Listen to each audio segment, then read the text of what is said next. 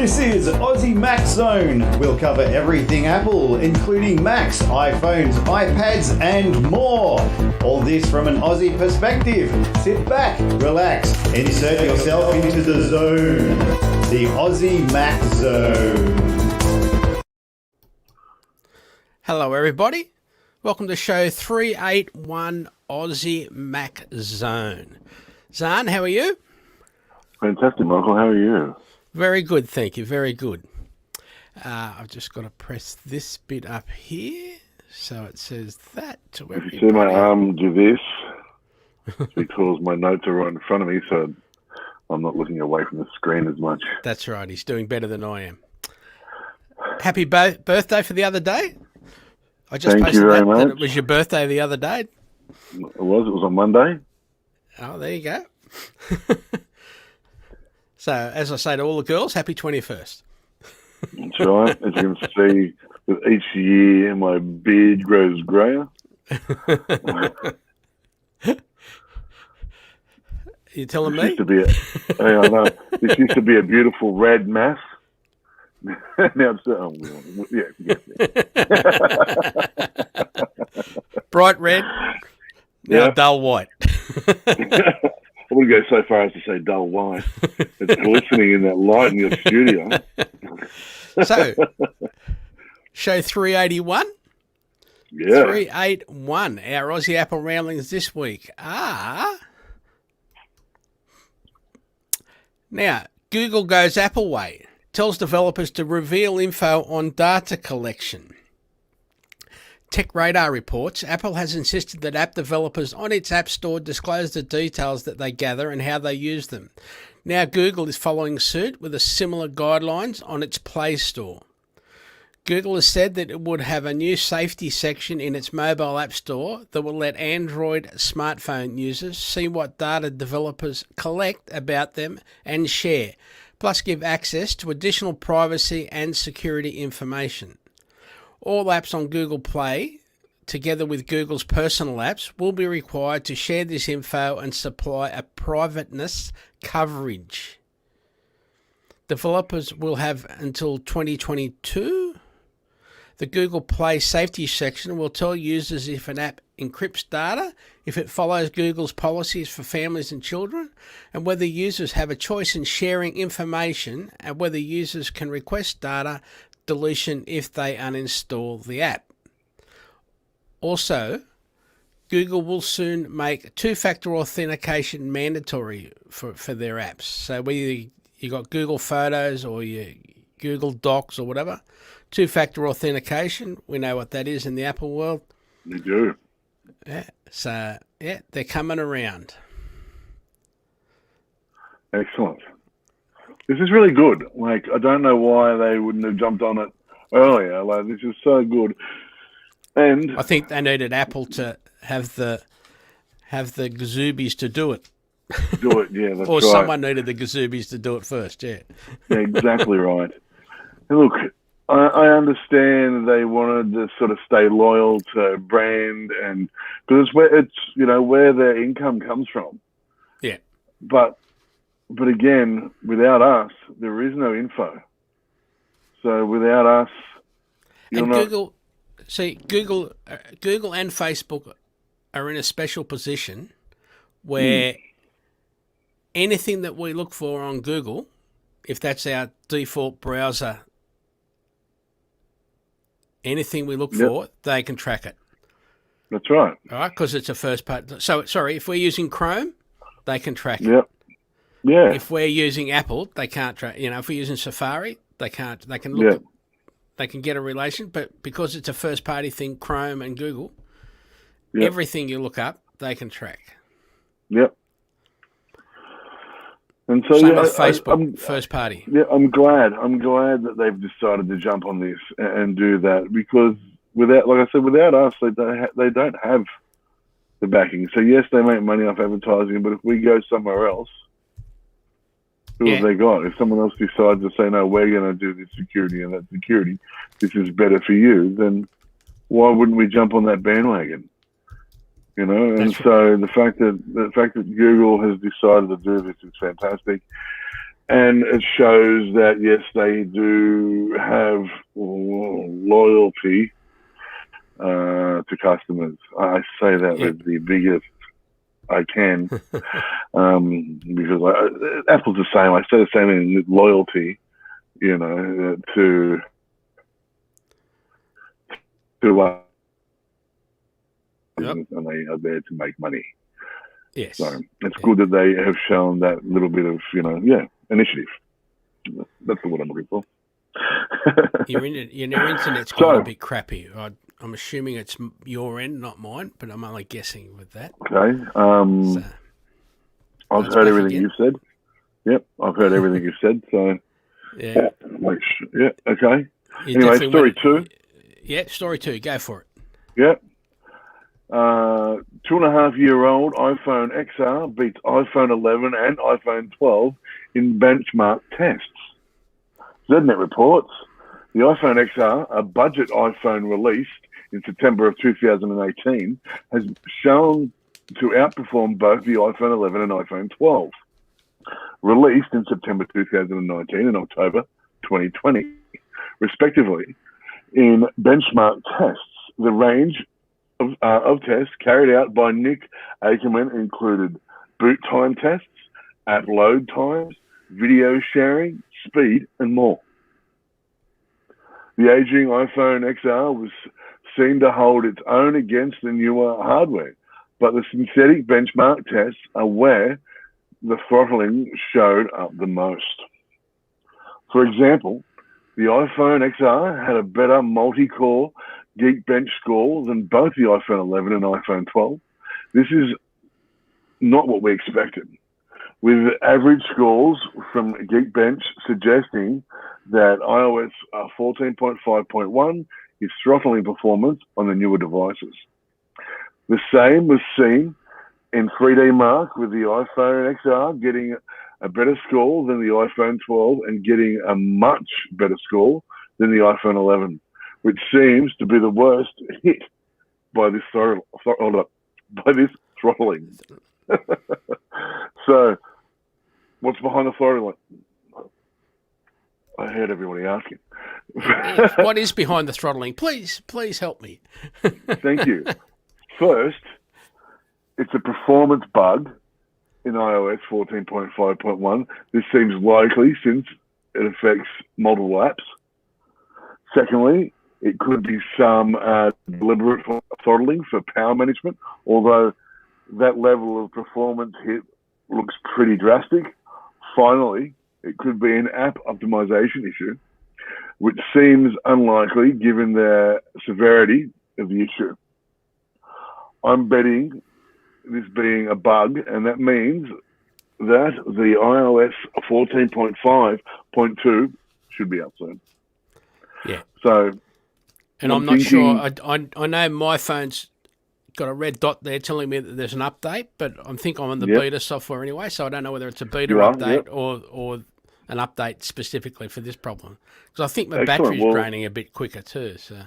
Yeah, well, I've noticed my battery. I've got an older phone, and I know that, but I've actually noticed since the update that my battery's been draining a lot faster than it once did, and I've got my backlight level right down, so it's just bright enough to see, and I do all that optimizing stuff. I make sure I've always got it on battery saver mode, because I know that it's an older phone, even though that I have had the battery updated and stuff like that, it still is an older phone, so I make sure I optimize my power so I get the full use of the phone. Yeah. And I've noticed since the update that it is drawing more power quickly. Quicker, I should say. Yeah.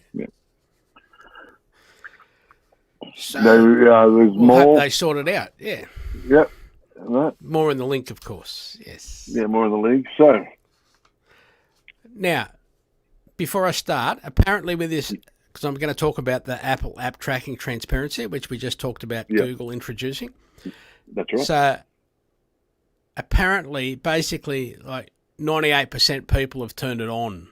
Like, massive number of people have turned it on. Yeah.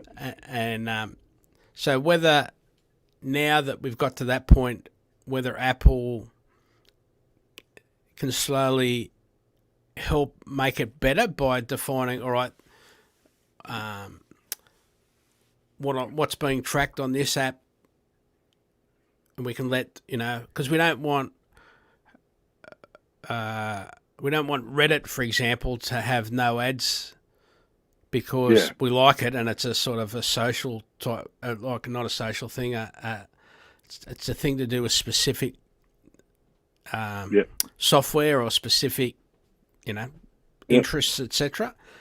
But it's not a massive place like, it's in opposition to Facebook, which tracks everything, right? As I said, everything's to do with first-party tracking now. Yes. So, and for some reason, up until this point, I was listening to MacBreak Weekly this afternoon, and Leo was talking about his company. When he talks to advertisers now, they're saying, like, we want to know the tracking, we want to know who the people are, what they do, where they go, where they come from. And he's saying, well, it's not going to happen. And he reckons in 2 years it'll be gone. That sort of advertising, they'll either not have any, podcast shows, they'll either have just be social enjoyment like us, or they'll only be on Apple or Spotify or Google, for example, because they'll get bought by one, they'll get paid to do it by one company. So, and that way we'll have to go, all right, I want to listen to...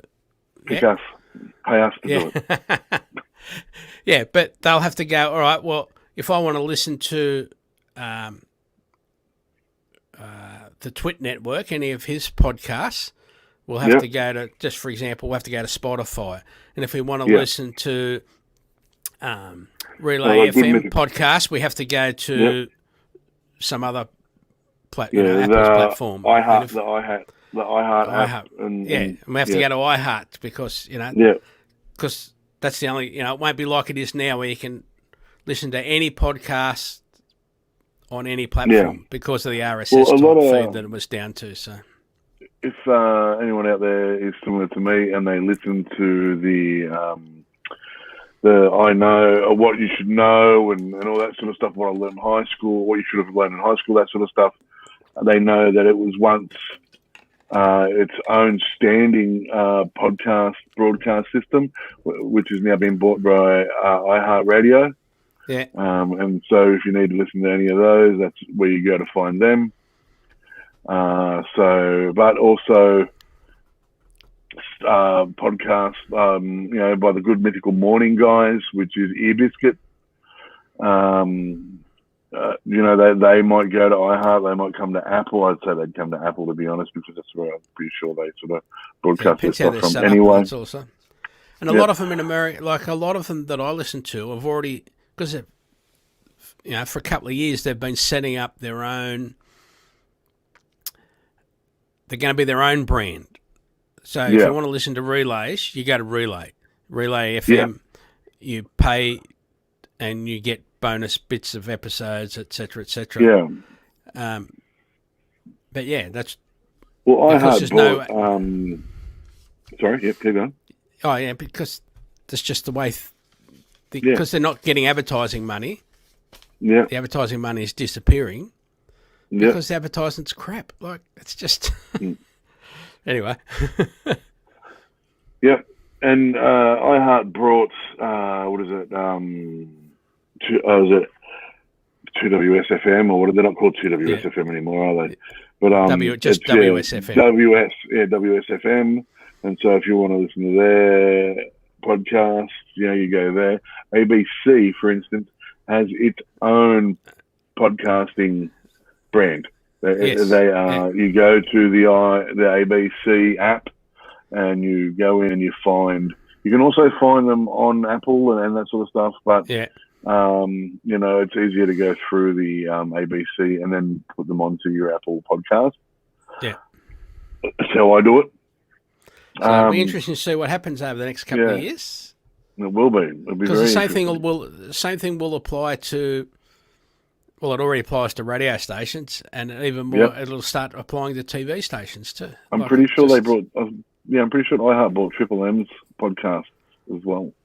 Yeah. So I'm not 99% sure about that one, but I remember hearing. Triple M's part of the ABC, isn't it? Like it's part of the national. No, Triple M's part of the WSFM brand. Okay, yeah. So I'm pretty sure they would run through iHeart as well. Again, I don't quote me on that. I'm trying to remember if I heard that on Triple M or not. What's quote the national, like when I say national, like ABC is a national broadcaster. Which is Australian National Broadcaster. Yeah, but I know we've got like, what are the radio stations? There's Triple J is Triple J. That's what I'm thinking of. Not Triple J. See, I'm just Triple old. J's part of that. Yeah. Just old. Well, so am I. I'm saying I don't know anything about Triple M. I don't know, but I know about WSFM because now my music is played there. It used to be Triple M. Now I'm 43 and it's on WSFM. That's basically all I listen to. So yeah. So now, Yep. 5 reasons why Apple app tracking transparency, which is ATT, is actually good for businesses on Facebook. Contrary to Facebook telling you, like Facebook is claiming small businesses will suffer, but it's not telling us the full story.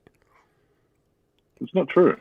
Inc.com reports Facebook has been kicking and screaming since Apple officially announced its privacy feature, App Tracking Transparency.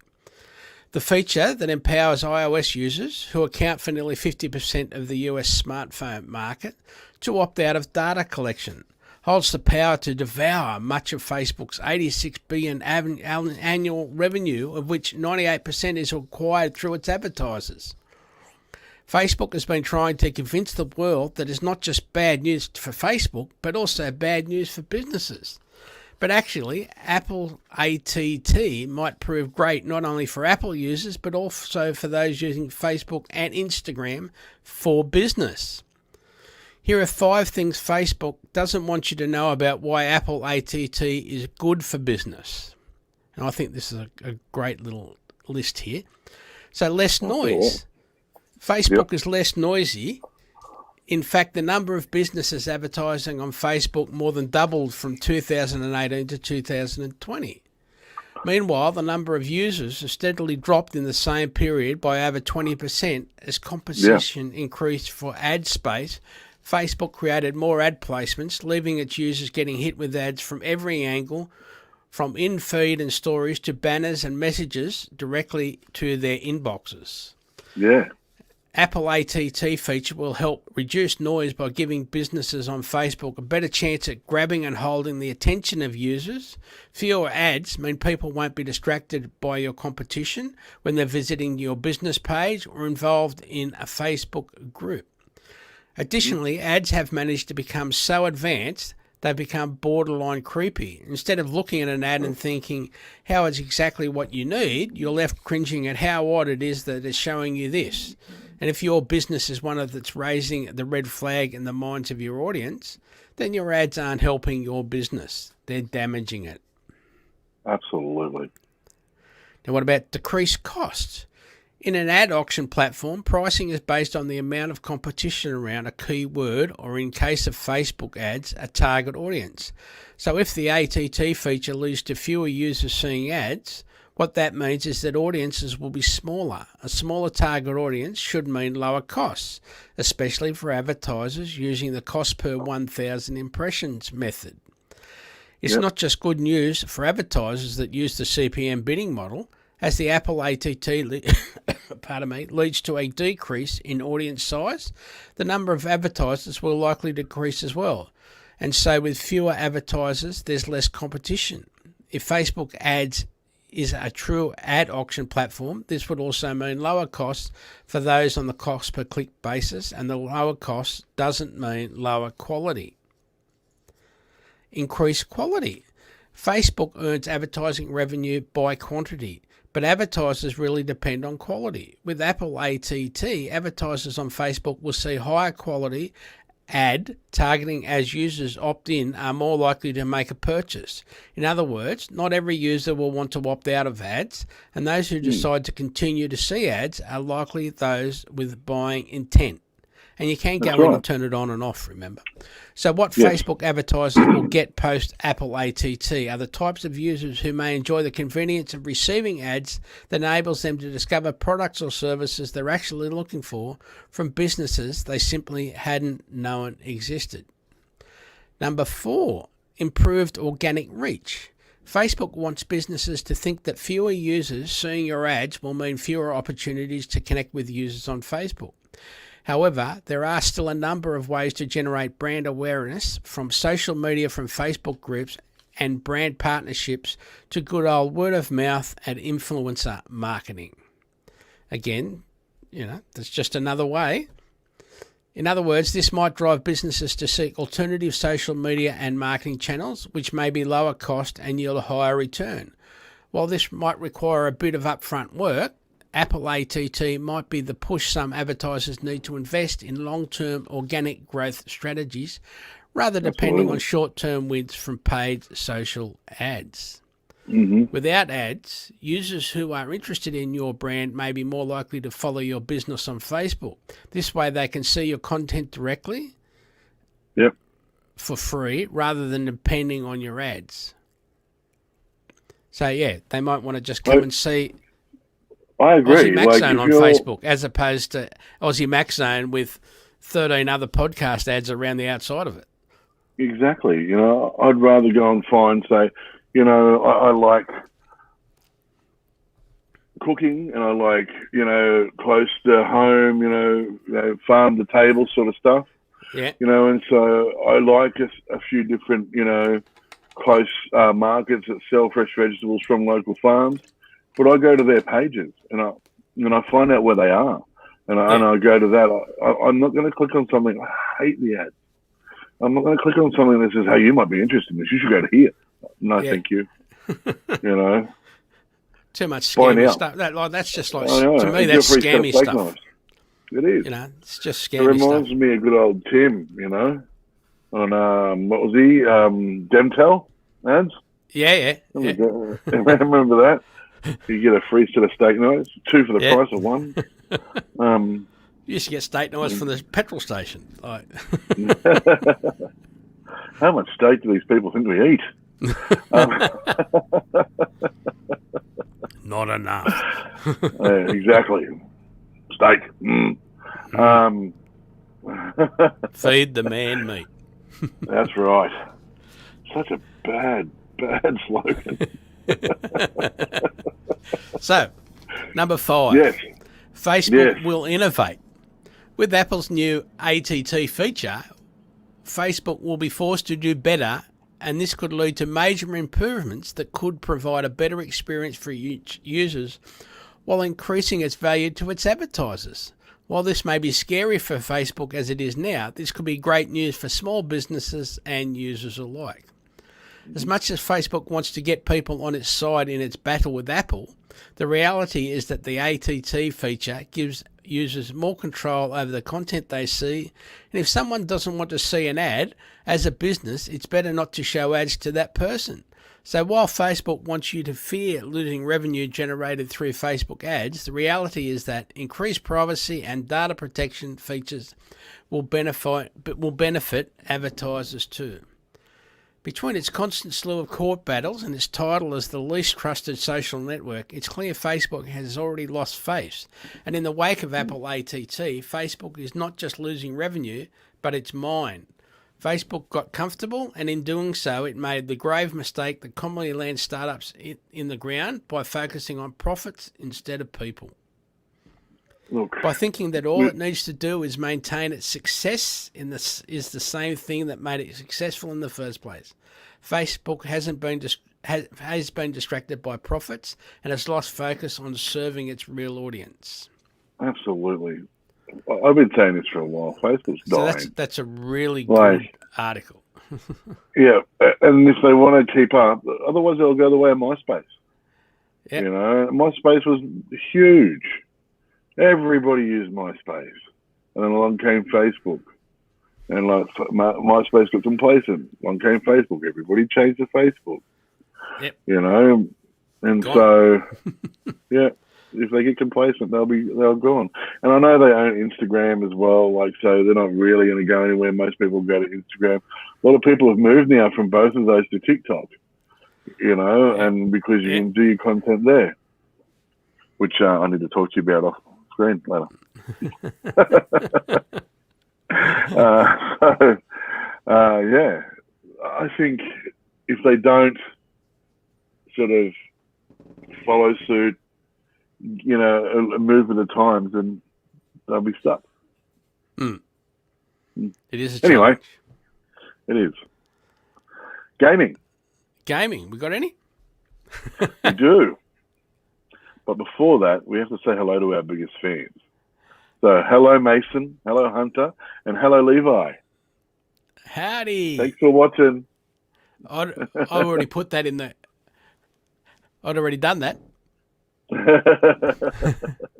I did that 20 minutes ago. Yep. Wrote it out. So, the game is called Reigns, Reigns. Okay. This is like a choose. Remember those choose your own adventure books? Yeah. And how much you turn a page here or turn it, depending on where you would go, was your adventure. Well, this game is very similar. It's a choose your own adventure, but it's a swipe left or swipe right. I know there's other apps that do this, but this isn't choose your own STD. This is choose your own adventure. Now, I'm sorry. I won't name the other app, but we all know what I'm talking about. So, to choose your own adventure, you swipe left or right to choose which way your kingdom will go in a certain situation. So, you might say, your peasants are starving. What are you going to do about them? And you might take the, way of Marie Antoinette and say, well, let them have bread, instead of saying, well, maybe we should put some of our income into the peasants and feed them to make sure that they're there and they know that their kingdoms care about them. And so depending on which way you go, definitely decides on how long you last. Now, this game depends on the right choices. You choose the wrong choices, you're not going to be a great king or a great queen or a great ruler, for that fact, and you will die very fast.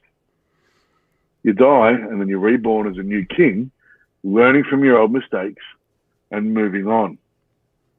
This is great fun. It's all text-based, by the way. Like, okay. There's no gameplay as such. You're just swiping left or right, reading the text, making the choice. This is why I think I love it so much, because I remember Commodore 64 and things like that. And you're doing those text-based games where you have to choose one way or the other, depending on which. Know that no matter which way you choose, there will be an advantage and a disadvantage. Oh, and so that's right. And so that's where, will you be a great ruler? Will you be a tyrant? Sometimes it pays to be a tyrant. Sometimes it pays to be a great ruler. And you have to choose between the both, because if you decide just to be a great ruler and give everything away, you're going to go broke real fast and people are going to take you over. Merchants will come in. End of kingdom. Hello, democracy. All right. And we all know where that takes us, don't we?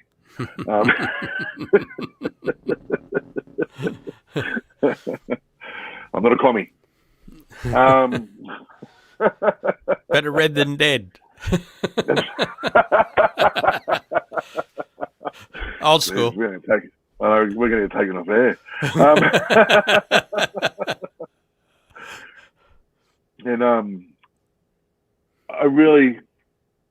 So the wrong choice does mean death.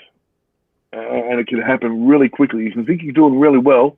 All you do is say, sorry about that. All you do is that. Yeah, exactly. And then you die because you smash the computer. So I said, my messenger came through and said, there's a dragon after your treasure, or after your treasury. I'm like, no, there's not. Boom, there was a dragon. I'm like, right, I'm going to fight this dragon. Turns out the dragon was pretty powerful and killed me. Should have just let it have the gold and rebuilt the country. But instead, I thought I was a dragon slayer, and I was not. Can't you buy it off? And, well, you can, but I chose not to. I chose to fight the dragon, and it's worth a try. Yeah, and so it was and so one wrong flick, everything goes wrong, and you're gone. Mm-hmm. And that's why I enjoyed it. The text-based and the nostalgia of the old school games, the left to right flick, the choose which way you're going to go to be a tyrant or not. You know, you've really got to have an equilibrium there of what you've got to do. So it was so much fun. And so I'm going to give it 3.2 apples. Excellent. I give it that score because, again, it is only a text-based game. And nostalgia is fun, but this isn't going to be a lot of people's thing, it's for guys, my age, and I know most gamers are around my age or a little bit younger now. I used to be in that 25 to 35 demographic. I am more close to the 35, 45 demographic these days. So, yeah, and I think that's where the nostalgia will grab. It'll grab that smaller space of 35 to 45, loving those text-based games and giving it a good hot go. So that's why I gave it 3.2 apples. Excellent. Yes. All right, so I'll do this one and you can do the next one. Yep. Excellent, done. Yeah, that way, because you've just had your chat. So. Yep. Now, the Qualcomm chip flaw could leave 30% of the world's phones vulnerable to hackers, which is a lot of phones, right? Gizmodo reports a recently discovered vulnerability inside Qualcomm-produced phone chips could be exploited to gain access to data on affected devices, allowing the intruder to snoop on phone calls and text messages. The bug, which was discovered and disclosed by security firm Checkpoint Research, may be exploitable on a whopping 30% of the world's phones. Qualcomm contracts with major Android phone sellers like Samsung, Google, Xiaomi, LG and others, providing chips for hundreds of millions of devices worldwide. While researchers say that vulnerable chips are found in about 40% of the global phone population, only about 30% of phones in the world come equipped with a particular proprietary interface, the Qualcomm MSN interface, necessary for attacks to be conducted. Because, for example, Apple use Qualcomm chips. I don't know whether this one or not, but they definitely don't use Qualcomm's interface at all. The affected hardware, the mobile station modem, are systems on a chip responsible for providing capabilities to a majority of the important components within the phone. The attack, theorized by Checkpoint, would necessitate access to the operating system of a targeted device, though this access could be quite easily accomplished via a malicious Trojanized app or some other method that allowed an attacker to gain surreptitious entry. So yeah. So if you've got older phones, particularly, or basically, I'm guessing cheap phones. Yep. On the low end of the market, like the cheap Samsung ones, etc. Maybe that's got something to do with that. Yeah. Fair enough. All right. So, how an Apple Watch helped deliver a premature baby mid-flight? Yep. I've got news reports. You've probably heard 100 times how the Apple Watch can help you live a healthier life. We have spoken numerous times about how good this watch is and how it can help you do this. In fact, there have been numerous reports stating how the Apple Watch helped save lives by detecting heart conditions early. And there was even a time the Apple Watch helped save a woman a woman that was being kidnapped. Yep. Just when you think you've heard it all, this time Apple smartwatch helped Lavinia Morgana. Let's go with that. Mangara. Yeah. Anyway, deliver her baby mid-flight just last week, as Cohen reports. during a Delta flight from Salt Lake City to Utah, then to Honolulu, Hawaii, little Raymond, whatever his last name was born 11 weeks early. Yep. Yeah. Mounga. Mounga. M-O-U-N-G-A. Yeah. There you go. Yeah, Mounga, yeah. Was born 11 weeks early. What's even more surprising is that the mother, Lavinia, didn't know she was pregnant at the time. Fortunately for Lavana, there was a physician and 3 neonatal nurses on board the same flight. That means that straight to me, like, that kid was living. That's right. That's why it was born on the flight. Yeah, that's right. And they helped her deliver the baby with anything they could find, including an Apple Watch. None of the equipment we have was suitable for the premature baby. And this baby was born at 29 weeks instead of the normal 40. Yes. Right. Right. So Dr. Dale Glenn, a family physician at Struve Medical Center. Yeah, okay. Yeah. We made baby warmers out of bottles that had been microwaved. We used an Apple Watch to measure heart rate. The quick action taken by the nurse and the physician was enough to deliver the baby and keep Lavana and her newborn safe until the plane landed. Afterwards, both were taken to the seriously doctor in Hawaii, the medical center in Hawaii. Yeah. That's right, in the medical center in Hawaii. This clearly isn't the only time an Apple Watch has helped save the day. Just earlier this year, William Rogers, a skater who got stuck on ice, used his Apple Watch to call 911. Yeah. More in the story. So there's more in the notes. Check the stuff out. Check how cool that is. Now, something interesting, totally to do with the story, is one of the other guys, again on the Twit Network and a couple of other podcasts that I listen to, the guy that does, one of the podcasting guys, he went to school with one of those nurses just by... Oh, wow. That's crazy. Just like, one of his mates, one of his schoolmates rang him up and said, "Oh, just see what whatever her name was did," He said, "Oh, wow." He'd be able to get a hands-on report from her. That would have been great. So, yeah. Awesome. Now. Yes. Please pay attention, everybody. There's a Mygov email scam doing the rounds. This is Australia story. There's a new email scam doing the rounds on the Australian internet. It's impersonating Mygov, and this is what you need to know. Aussie journo references hitting the... don't worry about that.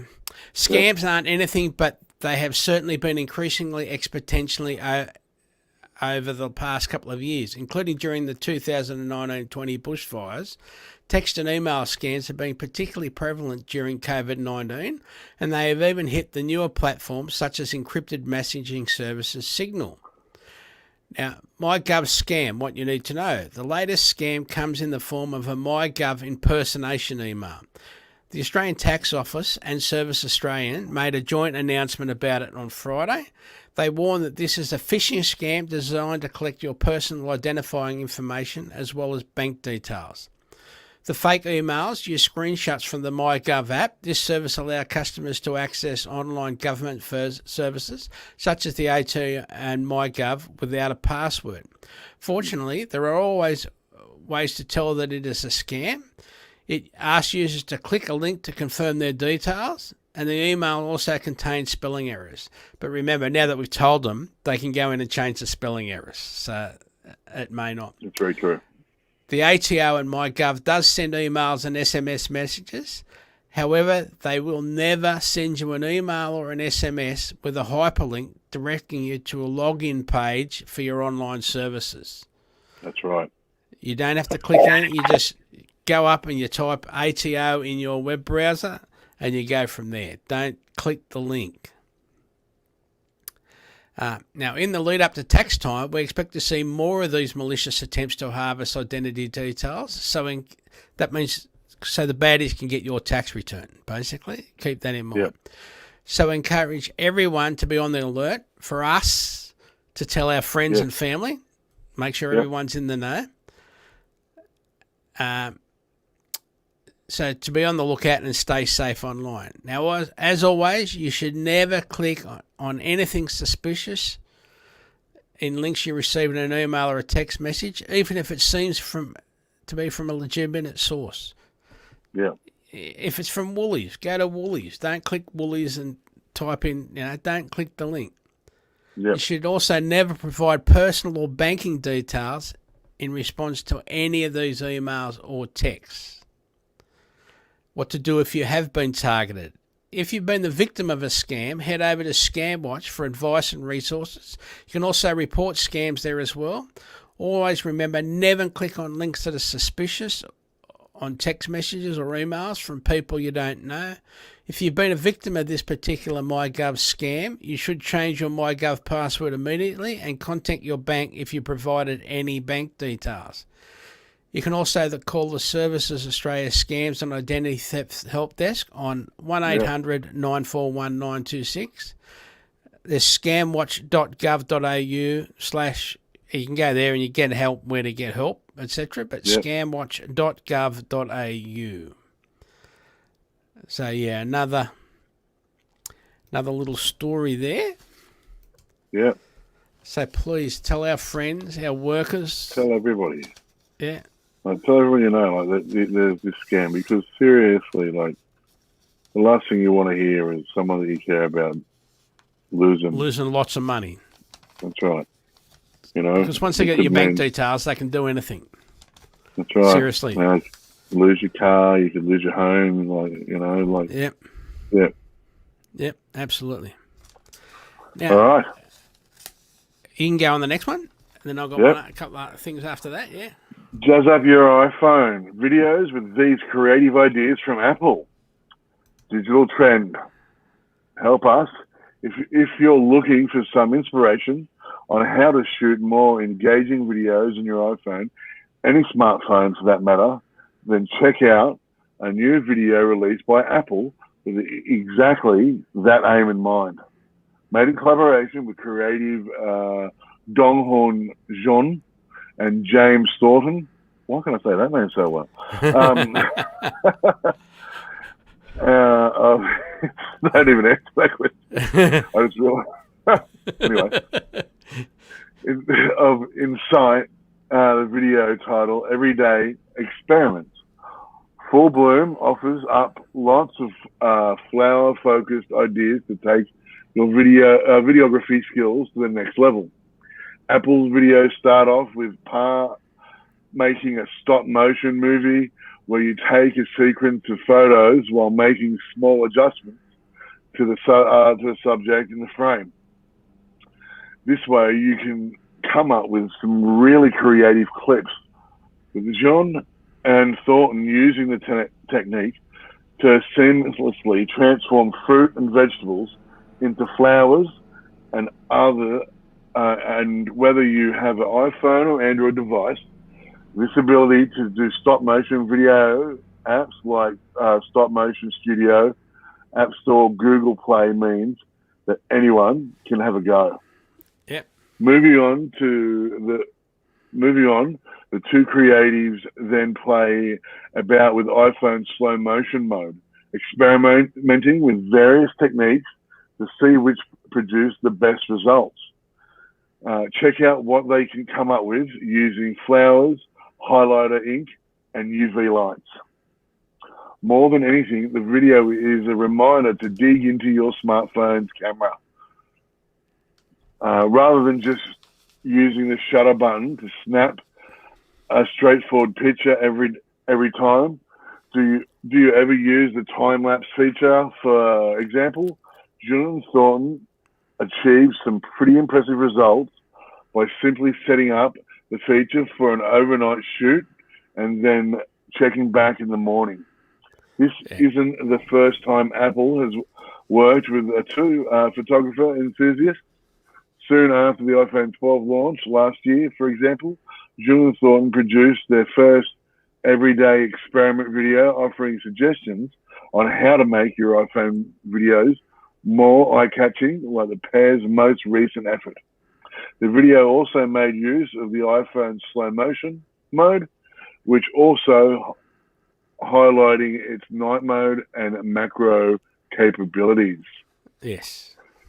There's And they are awesome.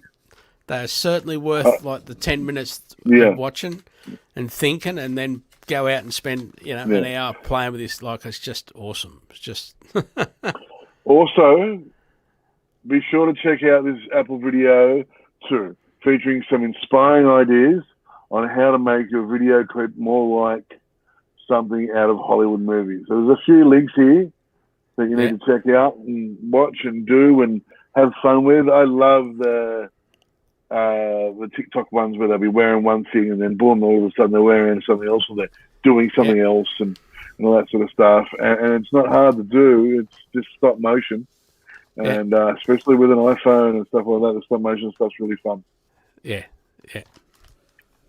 Now, some people were wondering why every now and again you get this message, when you're doing two-factor authentication, etc., why it says that, for example, I'm trying to log in at Ultimo when I'm knowing I'm not sitting at Ultimo, I'm sitting at Penrith, for example, or why it says, some people will say it's trying to, you're trying to log in from, I don't know, somewhere down near the airport when you're not there. You're at home at Parramatta or Hornsby or whatever. Even one of mine, I get where it says that I'm trying to live from up on the north coast somewhere. Now, the reason it is because that's where whoever your internet service provider is, that's where they're actually going out into the real world. So Telstra, Telstra isn't going out at Penrith Exchange. It's going out to the rest of the world, say in Ultimo. Pardon me.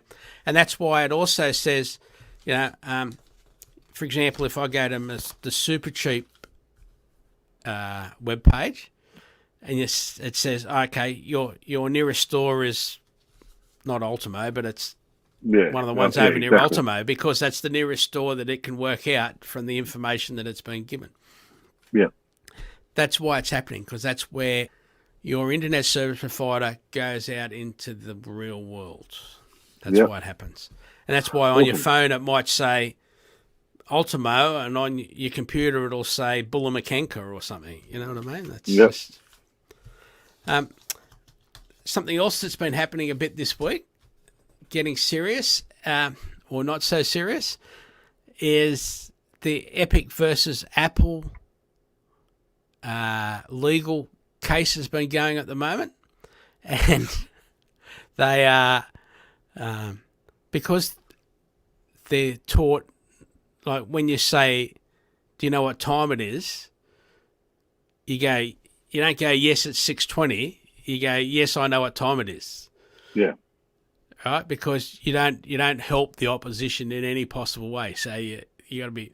But anyway, they've been reading emails from both parties, and it was showing how, and someone I listen to and trust has been talking about Phil Schiller, and how he's been there since the early 90s or the late 80s at Apple.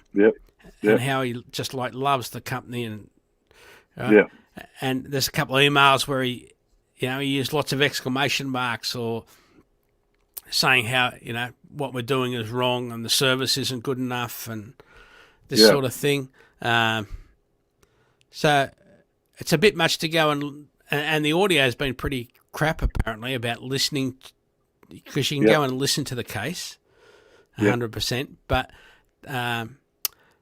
Steve Trenton Smith, is that in there? Steve Trenton Smith is one reporter, and he's got some really good articles about it if you look him up.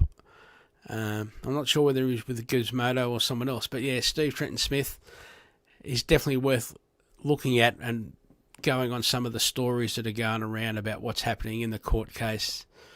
Yeah. So yeah, we're not ignoring it. Just that it's an ongoing Yeah. thing, and yeah. So Apple has been, Apple probably currently, we're not expecting Apple to lose the case. Yeah. But they're not going to be coming out with glowing colours either. You know what I mean? Yeah. Because there's nowhere in the world that says... They've both played pretty dirty. And I understand... Well, I don't know whether Apple have played dirty. I'm very biased. Look, I'll admit I'm very biased. So am I, but they've both been underhanded. And I understand that Epic broke a contract, and I in no way endorse Epic Gaming. I just want to make that very clear. I say, they're just a gaming company, and they're not a huge gaming company. There's bigger ones out there, but, they did breach contract. Like, for example, they want Apple to reduce, they're saying, well, Apple's 30% is too much, right? But they signed the contract that said it was okay. Yeah. But that's how much they give, Microsoft and Xbox. Yeah. Yeah. Right? 30%. That's the normal thing. 30%. Yep. So what's the difference between Apple taking 30% and they're saying, oh, but the profit margin on an Xbox machine or a PlayStation is nowhere near the amount that Apple's made. That's on a phone. That's irrelevant. It is irrelevant. So there's a whole heap of stuff going on, but yeah. Yeah.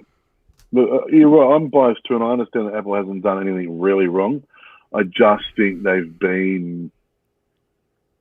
could have dealt with it better. But I'm saying that Epic Gaming is trying to play hardball, and I guess Apple are just like, well, we're the masters at that, so let's do this. But another one that came up that it just reminded me of was, so they're saying, well, Netflix got a special deal, for example, right? Yeah. They didn't have to pay the blah, blah, blah, right? Whatever the special deals are, we don't know what they are because no one talks about them. No one tells you. Okay. But there's an email to the boss of Epic Games that says, if you were offered a special deal, would you have taken it? And he went, yes. But he's been, like, the whole thing was, he got other, they made a thing saying Apple's ripping you off and all of this sort of stuff. And, we want a fair playing and everything. He was quite happy to take the deal in the back and backhand everybody else, right? Yep. So, yeah. I know. But anyway, that's just part of life at the moment. It is. What else we got going on at the moment? Anything? Well, entertainment-wise, now this is to do with Netflix, which you can get on your Apple TV. Yeah. I just found tonight and made my poor children sit through 3 episodes of is the original Monkey, which used to play on the ABC in the 80s. And about a journey with a monk into India to take 8 sacred scripts and find sacred scripts of Buddha's writing. It's just action-packed kung fu, and it's hilarious. It's so much fun to watch, and the dubbing's terrible. They have white guys. They have white guys dubbing it that are doing really bad Asian accents, which in this day and age just would not fly. Netflix still play it though, and I love that they are because it's part of my childhood. I used to race home to watch Monkey. But it's part of history. And yeah, totally. And not only did I really enjoy Monkey, but I learned about Buddhist religion from it as well. So it's it's not a bad show. It was just dubbed poorly. Yeah, namaste.